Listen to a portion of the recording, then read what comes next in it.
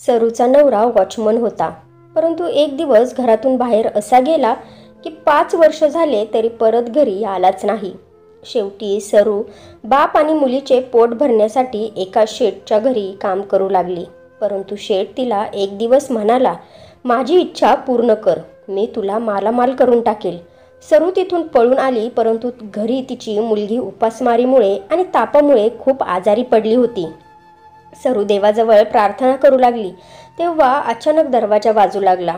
सरूने जेव्हा दरवाजा उघडला तेव्हा तिला खूप मोठा धक्का बसला, कारण समोर तर आई, मला थंडी वाजत आहे, माझ्या अंगावर चादर टाक ना. सरूची मुलगी तापाने कुडकुडत होती. तिला खूप ताप असल्यामुळे तिला थंडीही वाजत होती. उलट तो एप्रिलचा महिना होता आणि उन्हाळा सुद्धा खूप कडक पडला होता. जसे लखलखते ऊन सरूच्या अंगणात यायचे, लाल विटांची भिंत दुपारच्या वेळेला तापायला लागायची आणि पुढचे अंगणसुद्धा उन्हामुळे तापायला लागायचे. जेव्हा सरूची मुलगी आपल्या अंगणात खेळायला यायची तेव्हा तिचे पाय खूप भाजत होते. सरूचे घर फक्त एवढेच होते की घरासमोर छोटेसे कच्चे अंगण होते आणि 2च छोट्याशा विटांच्या खोल्या होत्या, जिथे आजारी बाप एका तुटलेल्या कॉटवर पडून खोकतच राहायचा. सरू एका शेठच्या घरी नोकरी करत होती. धुणं भांडी घराची साफसफाई करून फक्त इतकंच कमावू शकत होती की मुश्किलने घर खर्च भागवू शकेल किंवा आजारी बापाच्या औषधांचा खर्च पूर्ण करू शकेल. परंतु घर चालवणे खूपच अवघड झाले होते. जोपर्यंत नवरा कमावत होता तेव्हा तिला एवढी चिंता नव्हती. सरूचा नवरा एका बंगल्यात गार्डचे काम करत होता, वॉचमन होता. परंतु एक दिवस रात्रीची ड्युटी करून सकाळी तो घरी परतलाच नाही. सरू खूप वेळ त्याची वाट पाहत बसली, परंतु तो घरी आलाच नाही. सरूला खूप काळजी वाटू लागली होती. जेव्हा ती बंगल्यात जाऊन शेठला आपल्या नवऱ्याबद्दल विचारू लागली तेव्हा तो शेठ म्हणाला, तुझा नवरा तर सकाळी ड्युटी संपल्यानंतर निघून गेला होता. सरू खूप टेन्शनमध्ये आली होती की तिचा नवरा नक्की घरी का नाही पोहोचला. सरूच्या मनामध्ये ही भीती होती की त्यांच्यासोबत तर काही वाईट साईट घडले नसेल ना. तिने खूप वाट पाहिली. आधी दिवस, मग आठवडाभर, मग महिना होऊन गेला तरी तिचा नवरा परत घरी आलाच नाही. जेव्हा तिला कळाले की आता नवऱ्याच्या घरी येण्याची काहीच आशा नाही तेव्हा तिने स्वतः दुसऱ्यांच्या घरी कामं करायला सुरुवात केली. तिची मुलगी तेव्हा फक्त 1 वर्षांची झाली होती जेव्हा तिचा नवरा न सांगताच घरातून गायब झाला होता. तिने दुसऱ्यांच्या घरी धुण्या भांड्यांची कामं करायला सुरुवात केली. 4 वर्ष असेच निघून गेले. आता तिची मुलगी 5 वर्षांची झाली होती. म्हातारा बाप सरूसोबतच राहत होता. तिला एवढा आधार होता की घर स्वतःचे होते, परंतु ते घर खूपच छोटे होते. 2च खोल्या होत्या. एका छोट्याशा खोलीला स्वयंपाकघर केले होते आणि एका खोलीत 2 कॉट बसतील एवढेच घर होते. एका कॉटवर तिचा आजारी म्हातारा बाप, जो खूपच म्हातारा आणि आजारी होता, प्रत्येक वेळेला झोपलेलाच असायचा, ज्याची जबाबदारी सुद्धा सरूवरच होती. सरू जशी कामातून फ्री होऊन घरी यायची, सगळ्यात अगोदर आपल्या बापाला ताजे जेवण बनवून द्यायची. त्यानंतर मुलीला सुद्धा खाऊ घालायची आणि मग उरलेलं स्वतः खायची. 4 तास जेव्हा ती कामावर व्यस्त असायची तेव्हा तिचे लक्ष तिच्या मुलीवर आणि बापावरच असायचे, कारण तिचा बाप अपंग होता, चालू फिरू शकत नव्हता की तिच्या मुलीची काळजी घेऊ शकेल. तिची मुलगी दिवसभर घराच्या अंगणात खेळत राहायची. जेव्हा ती कामावरून परत घरी यायची तेव्हा बापाचे अंथरूण ओले झालेले असायचे. बिचारा बाप म्हातारपणामुळे आणि आजारपणामुळे एका जागेवरच पडून असायचा, त्यामुळे त्याला बाथरूममध्ये सुद्धा जाता येत नसायचे. आपल्या बापाची सेवा करताना तिला हे सुद्धा काम करावे लागत होते. तिचा बाप लाचारपणामुळे अश्रू गाळायचा. जेव्हा ती आपल्या बापाचे ओले अंथरूण धुवून अंगणात वाळत टाकायची, अशा अवघड वेळेला सुद्धा तिच्या माथी कधी आठ्या जमा झाल्या नव्हत्या. तिला आपल्या बापाची किळस कधीच वाटली नव्हती. तिची आई जिवंत नव्हती. फक्त एकच बाप होता जो आजारी असायचा. जीवनाची गाडी ती खूपच मुश्किलने ओढत ताणत पुढे ढकलत होती. आता ती एका शेठच्या घरी नोकरी करत होती, पण त्या शेठची वाईट नजर तिच्यावर पडू लागली. खूप दिवसांपासून तिला हे जाणवत होते की ज्या घरात ती काम करते तिथला शेठ तिला विचित्र नजरेने पाहत होता. किचनमध्ये जेव्हा ती भांडी घासत असायची तेव्हा तो लपून छपून किचनमध्ये येऊन तिच्या मागे उभा राहायचा. ती जशी भांडी धुवून मागे वळायची तेव्हा तो तिला बघत राहायचा. नजरानजर झाल्यावर गडबडून म्हणायचा, मला 1 कप चहा बनवून दे. जेव्हा ती चहा बनवून हॉलमध्ये ठेवायची तेव्हा तो शेठ म्हणायचा, माझ्या खोलीत चहा घेऊन ये, आणि स्वतः खोलीत जाऊन बसायचा. एक दिवस जेव्हा ती चहा घेऊन खोलीमध्ये गेली तेव्हा तो शेठ तिला म्हणाला की खोलीमध्ये AC चालू आहे, येताना दरवाजा बंद कर. ती चहा घेऊन आली आणि दरवाजा बंद करून तिने जेव्हा चहा टेबलवर ठेवला तेव्हा शेठने तिचा हात पकडला आणि मग तो जे काही म्हणाला ते ऐकून तर सरूला धक्काच बसला. तो म्हणाला की मला खुश कर, मग मी तुला 5,000 रुपये देईन, पण तुझ्या मालकीणला हे कळायला नाही पाहिजे. हे ऐकताच सरूला खूपच राग आला. अचानकच तिने त्या शेठच्या कानाखाली मारली, म्हणाली, तुमची हिंमत कशी झाली माझ्यासोबत अशा प्रकारे बोलण्याची? आम्ही गरीब नक्कीच आहोत साहेब, पण निर्लज्ज नाही, कष्ट करून कमावून खातो.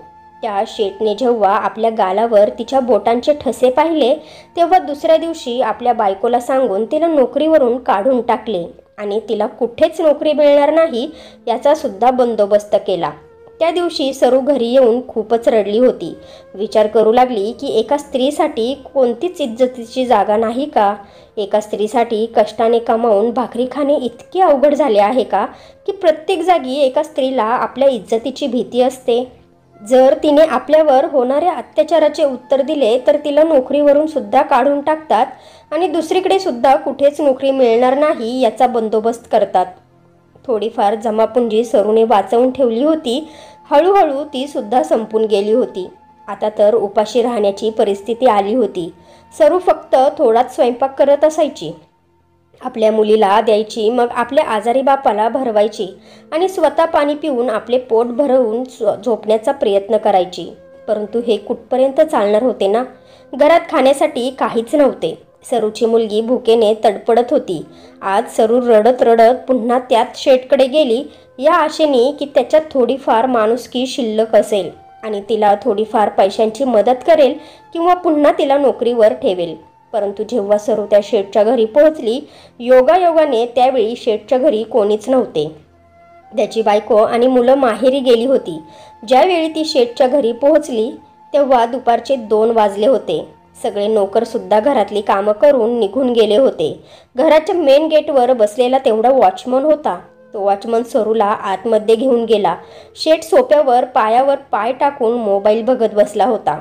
पैशांचा अहंकार तर त्याच्या डोक्यावरच बसला होता. रडत कडत सरू त्याच्यासमोर हात जोडून गुडघ्यांवर बसली. म्हणू लागली, देवासाठी माझ्यावर कृपा करा शेठ, माझी मुलगी भुकेने तडपडत आहे. कृपा करून मला नोकरीवर पुन्हा ठेवा, पण मला फक्त मेहनतीने कमवायचे आहे. पाप किंवा चुकीचे काम करून मला पैसे नकोत. माझा आजारी बाप आहे, ज्याला जर एका वेळचे तरी औषध दिले नाही ना तर तो खोकून खोकून मरून जाईन. तो शेठ खूपच दगड मनाचा होता. उठून तिच्यासमोर गेला आणि आपल्या खिशातून हजारांच्या नोटा काढल्या आणि तिच्यावर फेकून दिल्या. म्हणाला की याच हव्या आहेत ना तुला? तुझ्या समस्यांचे निराकरण यानेच होऊ शकते. त्यावेळी सरू खूपच लाचार आणि असहाय्य होती. म्हणू लागली, धन्यवाद शेठजी, मी हे पैसे उधार समजून घेऊन जाते. मी लवकर नोकरी शोधेल आणि तुमचा एक एक पैसा परत करेल. असे म्हणून सरू जशी उभी राहिली तिचा हात पकडला. म्हणू लागला, मी फुकटात कोणावर उपकार करत नाही. मी तुला अजून पैसे देईन. तू एका रात्रीत एवढे कमावशील की महिनाभर तुला कमवायची गरजच पडणार नाही. हे बोलत तो शेठ सरूला फरफटत आपल्या खोलीत घेऊन गेला. खोलीचा दरवाजा बंद केला, परंतु सरूच्या मनात देवाची भीती होती. म्हणू लागली, नको हे मला पैसे. तिने ते पैसे जमिनीवर फेकले. म्हणू लागली, मी इज्जतीचा सौदा कधीच करू शकणार नाही. त्यापेक्षा मी मृत्यूला जवळ करेल. परंतु जशी सरू दरवाजाजवळ पोहोचली, शेठने तिला दरवाजा खोलून दिला नाही. बोलू लागला, तू पैसे घे किंवा नको घेऊस, पण मी तुला सोडणार नाही. सरूने शेठला जोरात धक्का दिला आणि त्याच्या बंगल्यातून पळून गेली. घरी येऊन बघितले तर मुलगी तापाने फणफणली होती. उन्हात खेळून खेळून आणि उपाशी राहून राहून तिला ताप चढला होता. एकीकडे बाप औषध न घेतल्यामुळे खोकत होता आणि दुसरीकडे मुलगी तापाने फणफणली होती. सरू तर हिंमतच हारून गेली होती. खूप खूप रडू लागली आणि काहीच सुचले नाही म्हणून देवाच्या समोर जाऊन बसली. म्हणू लागली, देवा, मला पाप करायचे नाही आणि इज्जतीची भाकरी हा समाज मला खाऊन देत नाही. मी खूप प्रयत्न करते की इज्जत न घालवता मेहनत आणि मजदुरी करून माझ्या मुलीचे आणि बापाचे पोट भरू, पण सगळं काही तुझ्या समोर आहे देवा. ती देवाला बोलतच होती की मुलगी तिकडे म्हणाली, आई मला थंडी वाजत आहे, माझ्यावर चादर टाक ना. लगेचच सरू मुलीजवळ धावत आली, जिचे खूप ताप आल्यामुळे संपूर्ण शरीर थरथर करत होते. लवकरात लवकर सरूने तिच्यावर चादर टाकली, परंतु मुलगी कणत होती आणि पाणी मागत होती. सरू तर जशी काही शुद्धच हरपून बसली होती. ती आपल्या मुलीवर खूप प्रेम करत होती. आतल्या खोलीत पळत गेली आणि आपल्या मुलीला पाणी घेऊन आली आणि तिला पाजू लागली. मुलगी पोट धरून पुन्हा पुन्हा म्हणत होती, आई शिळी भाकरी असेल तरी चालेल ग, खायला दे ना, खूप भूक लागली आहे. दुसऱ्या कॉटवर पडलेला बाप लाचार होऊन आपल्या मुलीला बघत होता. डोळ्याच्या किनाऱ्यातून अश्रू गळून आपली उशी ओली करत होता. शांत होता, बघत होता की त्याची मुलगी तरुणपणात किती मोठमोठी दुःख झेलत आहे. नवरा माहिती नाही कुठे गायब झाला होता, जिवंत होता की मेला होता काय माहिती. दुसरीकडे आजारी बापाला खायला घालत होती आणि सांभाळत सुद्धा होती. तिला एकच मुलगी होती, जिला बघून ती थोडीफार तरी हसायची आणि तिच्या तापामुळे जसे काय मुलीच्या सरूच्या अंगातून जीवच काढून घेतला आहे. घरात शिळे अन्न सुद्धा शिल्लक नव्हते. शिळ्या भाकरीचे तुकडे सुद्धा नव्हते ज्याला भिजवून ती आपल्या मुलीचे पोट भरू शकेल. त्यामुळे तिच्या डोळ्यातून लगातार अश्रू निघत होते. जेव्हा सरूला काहीच सुचले नाही तेव्हा ती शेजारच्यांचे दरवाजे वाजवायला लागली. काही लोकांनी दरवाजा खोलला. रडणाऱ्या सरूकडे पाहिले तेव्हा एका घरातल्या स्त्रीने घरात वाचलेली शिळी चपाती तिला दिली. ती लगेच घरी आली. शिळ्या चपातीला पाण्यात भिजवले. अर्धी चपाती आपल्या मुलीला खाऊ घातली, जी थोडे पोट भरण्यानंतर लगेच झोपून गेली, आणि अर्धी चपाती आपल्या बापाला उठवून बसून खायला घातली. बापाच्या डोळ्यातून लगातार अश्रू निघत असताना तो जेवत होता. शेवटचा घास राहिला तेव्हा बापाने थरथरत्या हाताने तो घास रडणाऱ्या मुलीच्या तोंडात टाकला. नक्कीच आजारी होता, पण आपल्या प्रेमळ मुलीला असे तडपताना आणि काळजीत पाहून खूपच चिंतेत होता. थरथरत्या आवाजात म्हणू लागला, देवाने मला थोडी तरी हिंमत दिली असती ना सरू, तर दोघींनाही मी सांभाळू शकलो असतो. सरू, मला तुझे अश्रू पाहवत नाही बाळा. आपल्या मुलीच्या डोळ्यात अश्रू पाहणे एका बापासाठी खूप मोठी परीक्षा असते ग. मी इतका असहाय्य आहे की तुझ्यावर मी ओझं बनून बसलो आहे. देवाने मला मृत्यू द्यावा हीच. सरूचा बाप बोलतच होता की सरूने आपल्या बापाच्या तोंडावर हात ठेवला. म्हणाली, बाबा असं बोलू नका. तुम्ही आहे तर मी इज्जतीने इथे बसले आहे. तुम्ही आजारी नक्कीच आहात, पण जसे आहात जिवंत तर आहात. या गल्लीत माझ्यावर वाईट नजर टाकण्याची कोणाचीच हिंमत नाही, कारण त्यांना माहिती आहे की माझा बाप जिवंत आहे. देवासाठी पुन्हा असं बोलू नका बाबा. सरूला आपल्या बापाचा खूप मोठा आधार होता. तिने घरातच एक काढा बनवला आणि मुलीला पाजला, कदाचित ताप कमी होईल या आशेने. परंतु रात्रीपर्यंत तर तापामुळे सरूची मुलगी झटके खायला लागली होती. हे बघून तर सरूचा जीवच निघून गेला होता. आता तर तिच्या बापाला सुद्धा चिंता वाटू लागली. खूप मुश्किलने आपल्या कॉटवर उठून तो बसला होता. सरू तर जशी काही वेडी झाली होती. ना घरात कोणते तापाचे औषध होते, ना इतके पैसे होते की डॉक्टरांजवळ जाऊ शकेल, आणि सरकारी दवाखाना सुद्धा तिथून खूप लांब होता. आपल्या असहाय्यतेवर फक्त ती अश्रू गाळत बसली होती, फक्त रडतच होती. खूप अवघड असते आपल्याच डोळ्यासमोर आपल्या मुलीला असे तडपताना बघताना जसे सरू बघत होती. शेवटी तिने देवाला प्रार्थना करायला सुरुवात केली. तिच्याजवळ देवाला प्रार्थना करण्याशिवाय दुसरे काहीच नव्हते. ना पैसे होते, ना डॉक्टर, ना खायला प्यायला. त्यामुळे ती पुन्हा देवासमोर गेली आणि जोरजोरात रडू लागली. आपल्या देवाजवळ आपल्या मुलीचे जीवन मागू लागली. यानंतर तिने एका वाटीत पाणी घेतले आणि आपल्या साडीचा पदर फाडून त्याच्या पट्ट्या बनवून आपल्या मुलीच्या कपाळावर ठेवू लागली. परंतु ताप एवढा जास्त होता की कमी होण्याचे नावच घेत नव्हता. मुलगी वाढलेल्या तापामुळे काहीही बरळत होती. ताप तिच्या डोक्यात जायला लागला होता. सरू खूपच रडू लागली होती. मुलीला असे तडपताना पाहून तिचा जीव निघून जायला लागला होता. तिने पुन्हा डोक्यावर थंड पाण्याच्या पट्ट्या ठेवल्या. मुलगी कधी पाणी मागत होती तर कधी खायला मागत होती, परंतु पाण्याशिवाय तिच्याजवळ अशी कोणतीच वस्तू नव्हती की जी आपल्या मुलीला देऊन काहीतरी खायला प्यायला देऊ शकेल. सरू पुन्हा पुन्हा देवासमोर जाऊन उभी राहत होती आणि म्हणत होती, देवा, तू भक्तांच्या एवढ्या परीक्षा कधीच घेत नाही की त्यांना सहन होणार नाही. आता मला सुद्धा हे सहन होत नाही. कृपा करून माझ्या या चिंतेला दूर कर. माझ्या मुलीला ठीक कर. अर्धी रात्र निघून गेली होती, परंतु मुलीचा ताप कमी होण्याचे नावच घेत नव्हता. कधीकधी ती झटके खात होती, तर कधीकधी आई आई बोलून ओरडायला लागत होती. सरू तिच्या जवळ धावत यायची आणि तिला कुशीत घेऊन छातीला लावून रडत असायची. आपल्या मुलीला म्हणायची, तू आईचा जीव आहेस ना बाळा, काय झाले आहे तुला? बाळा ठीक हो ना गं? माझ्या बाळा, माझ्याजवळ तुला देण्यासाठी काहीच नाही गं, पण मी तुझ्याशिवाय नाही जगू शकत. हे पाहून तो बाप आजारी असून सुद्धा रडतच होता. आपल्या नातीच्या आयुष्यासाठी प्रार्थना करत होता. तेव्हाच रात्रीच्या 3 वाजता त्यांच्या घराचा दरवाजा वाजला. सरू हैराण झाली होती की आत्ता या वेळेला कोण येऊ शकते, कारण तिच्या घराचा दरवाजा तर दिवसासुद्धा कोणी वाजवत नाही.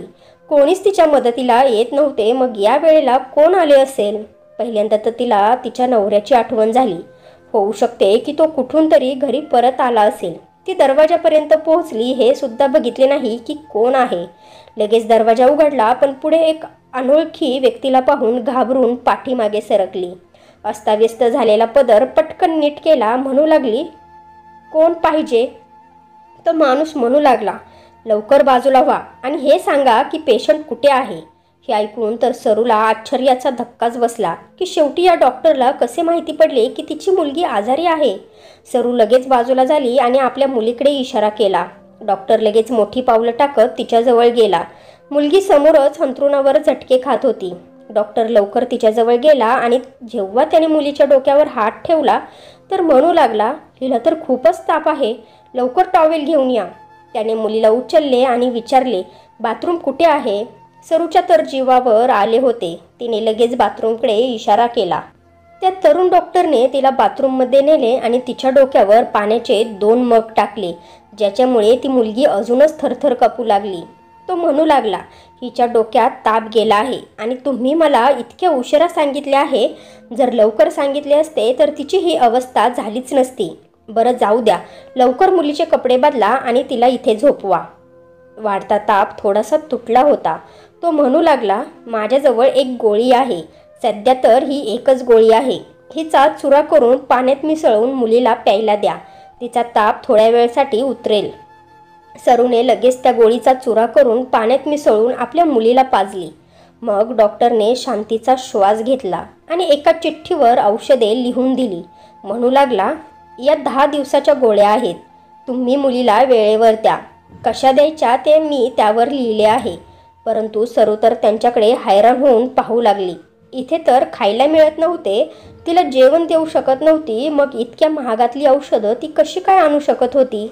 तो डॉक्टर उभा राहिला. म्हणू लागला, तुम्ही वेळेवर मला बोलवले, नाहीतर सकाळपर्यंत तर कदाचित वेळ निघून गेली असती.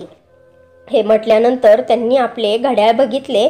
म्हणू लागला, बरं माझी फीस द्या, म्हणजे मी इथून निघून जाईल. हे ऐकून सरू काळजीत येऊन त्याचे तोंड बघू लागली. म्हणू लागली, तुमच्या बोलण्याचा अर्थ काय आहे? माझ्याजवळ तर 1 रुपयासुद्धा नाही. त्या डॉक्टरने रागात तिच्याकडे पाहिले. म्हणू लागला, काय म्हणालात तुम्ही?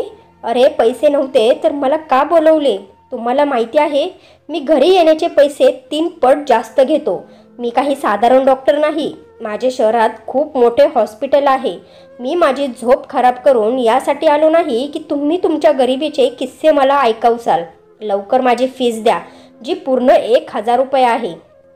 हे ऐकून तर सरूच्या चेहऱ्यावरचा रंगच उडाला होता. म्हणू लागली, हे बघा, मी तुम्हाला बोलवले नाही आणि इतके सारे पैसे तर मी देऊच शकत नाही. माझ्याजवळ तर काहीच नाही. तो डॉक्टर म्हणाला, मग फोन का केला होता? माझी झोप तर खराब झाली ना.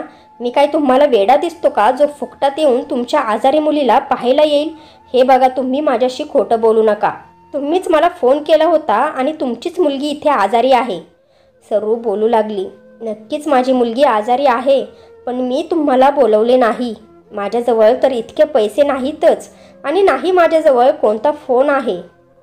मग तो डॉक्टर म्हणाला, बरं मला सांगा, ही गल्ली नंबर 7 नाही का? सरू म्हणाली, हो, ही गल्ली नंबर 7च आहे. मग डॉक्टर म्हणाला, मग या घराचा नंबर 722 नाही का? तेव्हा सरूने नकारार्थी मान हलवली आणि म्हणाली, या घराचा नंबर 722 नाही, 721 आहे. घर नंबर 722 तर समोर आहे. त्या डॉक्टरने हैराण होऊन दरवाजाकडे पाहिले, ज्यावर लिहिले होते 721. तो डॉक्टर डोळे झाकून सरूला म्हणाला, ओ आय एम सॉरी, कदाचित मी घाई गडबडीत तुमच्या घरी आलो. तो डॉक्टर माफी मागत समोरच्या घरात निघून गेला. सरूने जेव्हा मुलीच्या डोक्यावर हात ठेवला तेव्हा तिचा ताप निघून गेला होता. घामाने भिजली होती आणि ती गाढ झोपली होती. कणत सुद्धा नव्हती. परंतु हे थोड्या वेळासाठी सुख होते, कारण सकाळपर्यंत जर तिला औषधं नाही मिळाली तर तिला पुन्हा ताप येईल. 1 तासानंतर पुन्हा दरवाजा वाजला होता. दरवाजा खोलला तर समोर पुन्हा तोच डॉक्टर होता. यावेळेस त्याचा स्वर खूपच प्रेमळ होता. म्हणू लागला, मी आतमध्ये येऊ शकतो का? तुमच्यासोबत मला थोडं बोलायचं आहे. सरूने दरवाजा उघडला आणि त्याला आत येण्याचा इशारा केला. डॉक्टर म्हणू लागला, तुम्हाला कदाचित आश्चर्य वाटेल, कारण यावेळी मी जितका आश्चर्यचकित झालो आहे तितकं कमी आहे. सरू म्हणाली, का? काय झाले आहे? मी काय समजले नाही. तेव्हा तो डॉक्टर म्हणू लागला, समोरच्या घरात तर कोणीच आजारी नाहीये आणि ते लोक म्हणाले की कोणीच माझ्या नंबरवर फोन केला नव्हता. पण तुम्ही माझा फोन बघा. माझ्या फोनवर फक्त अननोन नंबर लिहिलेलं येत आहे, पण त्यात कोणताच नंबर दाखवत नाहीये. आणि हे माझ्यासाठी माझ्या जीवनातली हैराण करणारी सर्वात मोठी गोष्ट आहे. नंबर नसलेल्या फोनवरून मला एका स्त्रीचा फोन आला होता, जी मला म्हणत होती की माझी मुलगी खूप आजारी आहे. देवासाठी आत्ताच्या आत्ता या वेळेला माझ्या घरी या. आणि मग त्या स्त्रीने तिचा पत्ता सांगितला आणि हे सुद्धा सांगितले की तुमचे जेवढे पैसे होतील तेवढे मी देईन. मग मी विचार केला की मी का जाऊ, कारण माझी झोपच पूर्ण झाली नव्हती. पैशांचा तर प्रश्नच नव्हता, कारण एका दिवसात मी हजारो कमावतो. पण मी पुन्हा झोपण्याचा प्रयत्न करूनही मला झोप येत नव्हती आणि त्यानंतर मला अस्वस्थपणा जाणवू लागला. सारखं सारखं त्या रडणाऱ्या स्त्रीचा आवाज कानात घुमत होता. त्यामुळे मी बेचैन झालो होतो. शेवटी उठलो आणि फ्रेश होऊन गाडीत बसलो आणि या पत्त्यावर आलो. जेव्हा तुमचा दरवाजा वाजवला तेव्हा बघा ना, खरंच तुमच्या घरात एक आजारी मुलगी होती, पण तुमच्याजवळ देण्यासाठी पैसे नव्हते. मला माहिती नाही की मी कसा काय उठून तुमच्या घरापर्यंत पोहोचलो आणि येताना मी अशी तापाची गोळी आणली की ज्याने ताप लगेच उतरतो. ती गोळी घ्यायची मला बुद्धी कशी सुचली हे सुद्धा मला माहिती नाही, कारण मला तर फोनवर हे सुद्धा सांगितलं नव्हते की मुलीला ताप आहे. डॉक्टरांचे बोलणे ऐकून सरूने देवाकडे बघितले आणि तिच्या डोळ्यातून टप टप अश्रू पडायला लागले. आपल्या मनात देवाचे आभार मानायला लागली. सरूने सगळं काही त्या डॉक्टरांना सांगितलं, ज्याला ऐकून तो डॉक्टर हैराण झाला होता. म्हणू लागला, याचा अर्थ तुमचा हा मामला वरतून देवाकडून आला आहे आणि जे काही झाले आहे देवाचीच मर्जी होती. डॉक्टरने ती चिठ्ठी घेतली आणि म्हणू लागला, ही चिठ्ठी मला द्या, मी थोड्या वेळाने परत येतो. सरू काळजीत पडली, कारण ती चिठ्ठी तो डॉक्टर का घेऊन गेला असेल हा तिला प्रश्न पडला. चिठ्ठी असली असती तर तिने कोणाच्या तरी पाया पडून मुलीची औषधं आणली असती. बरोबर 2 तासानंतर तो डॉक्टर परत सरूच्या घरी आला. पुन्हा दरवाजा वाजला. सरूने दरवाजा उघडला तर किराणा सामानाचे छोटे पोते होते, जो ते आतमध्ये ओढत घेऊन येत होता. म्हणू लागला, दीदी, याच्यात घरात जे सामान लागते ते सर्व काही आहे. माझ्या घरात जे काही होते ते मी आत्ता उचलून घेऊन आलो आहे, पण काही दिवसानंतर दर महिन्याला तुम्हाला किराणा सामान देत राहील. असे बोलून डॉक्टरने अजून एक पॉलिथिनची पिशवी दिली. म्हणू लागला, याच्यात मुलीची औषधं आहेत आणि पूर्ण 10 दिवसांचा कोर्स आहे. ही औषधं तिला न चुकवता द्या. डॉक्टर पुन्हा बाहेर गेला आणि आपल्या गाडीतून फळं आणि दुधाची पिशवी घेऊन आला. म्हणू लागला, मुलीला चांगल्या खुराकची खूपच गरज आहे. हे सर्व पाहून सरू खूपच हैराण झाली होती. म्हणू लागली, तुम्ही इतके मोठे उपकार माझ्यावर का करत आहात? डॉक्टर म्हणू लागला, तुमच्यावर कसलेच उपकार करत नाही. हा तर माझ्या देवाकडून मला इशारा आहे. जर अजूनही मी त्याचा इशारा समजलो नाही तर माझी बर्बादी निश्चितच आहे. मग त्याने सरूच्या बापाला सुद्धा चेक केले आणि त्यांना सुद्धा औषधं आणून देत राहिला. म्हणू लागला, जोपर्यंत मी जिवंत आहे तोपर्यंत तुम्हाला एका भावाची कमी कधीच जाणवू देणार नाही. सरूने जेवढे देवाचे आभार मानले तेवढे कमीच होते. तरीही सरूने त्याला नोकरी मागितली तेव्हा त्याने त्याच्या मोठ्या हॉस्पिटलमध्ये साफसफाईच्या कामगारांवर लक्ष ठेवण्याची तिला नोकरी दिली. खरंच देव आपल्या भक्तांची मदत कोणत्या ना कोणत्या रूपात करेल सांगता येत नाही. जेव्हा माणूस पाप करण्यापासून वाचतो तेव्हा देव कोणती ना कोणती मदत नक्कीच करतो. त्रासलेल्या आणि गरिबीच्या अवस्थेमध्ये लोक सगळं काही विसरून आपल्या गरजा पूर्ण करतात, परंतु सरूने आपली इज्जत वाचवण्याचे पूर्ण प्रयत्न केले होते आणि त्यामुळेच देवाने तिच्या नशिबात इज्जतीची भाकरी लिहिली होती. तर मित्र आणि मैत्रिणींनो, या कथेतून हे साध्य होते की देव या जगात आहे, देव तुमच्यात आहे, आमच्यात आहे. थोडक्यात देव माणसात आहे, फक्त आपल्याला ओळखता यायला हवा. तुम्हाला सुद्धा असा देवाचा अनुभव नक्कीच आला असेल तर तो अनुभव मला कमेंट करून नक्की सांगा. तर फ्रेंड्स, तुम्हाला ही स्टोरी आवडली असेल तर व्हिडिओला लाईक करा आणि आपल्या नात्यांचा स्पर्श या चॅनेलला सबस्क्राईब करा आणि बेल आयकॉनवर क्लिक करून ऑलवर सेट करा, म्हणजे पुढचे व्हिडिओ तुम्हाला लगेच भेटेल. धन्यवाद.